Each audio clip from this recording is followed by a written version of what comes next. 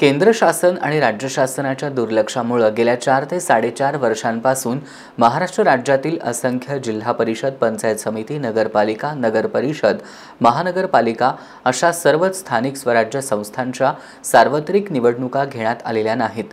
यामुळे सर्वत्र प्रशासकांचं राज्य आलंय। स्थानिक दैनंदिन प्रश्नांविषयी या नोकरशाहीला आस्था नसल्याने नागरिकांचे प्रश्न आणि विकास ठप्प होऊन नागरिकांना गैरसोयींचा सामना करावा लागतोय। त्यामुळे लोकशाही वाचवण्यासाठी या ठप्प झालेल्या स्थानिक स्वराज्य संस्थांच्या निवडणुका घेण्याचे आदेश सर्वोच्च न्यायालयाने निवडणूक आयोगाला द्यावेत अशी मागणी कोल्हापूर जिल्हा आणि शहर नागरिक कृती समितीच्या वतीने सर्वोच्च न्यायालयाच्या सरन्यायाधीशांकडे आज मेल पाठवून करण्यात आली आहे, अशी माहिती कोल्हापूर शहर आणि जिल्हा नागरिक कृती समितीचे रमेश मोरे यांनी दिली आहे।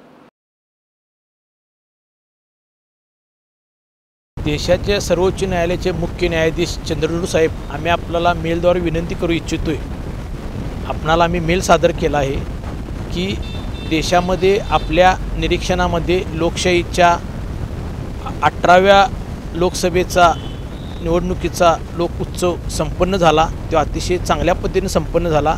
आपलं निरीक्षण असल्यामुळे ते योग्य पद्धतीने संपन्न झाला असं आम्हाला सामान्य नागरिकांना वाटते।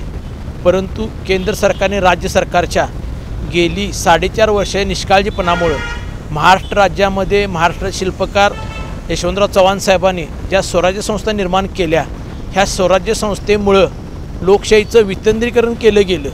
परंतु केंद्र सरकार राज्य सरकारच्या दुर्लक्षितपणामुळे महाराष्ट्रातल्या असंख्य जिल्हा परिषद, ग्रामपंचायत, नगरपालिका, महानगरपालिकेच्या निवडणुका लोकशाहीच्या माध्यमातून व्हायला पाहिजे होत्या, त्या गेली 4.5 वर्ष होत नाहीत।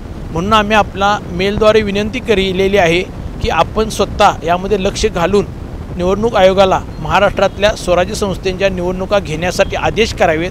आम्ही आपल्या दिल्लीतल्या न्यायालयामध्ये येऊन कोणत्याही प्रकारे लोक याचिका दाखल करू शकत नाही, कारण आमची जी आर्थिक परिस्थिती नाही।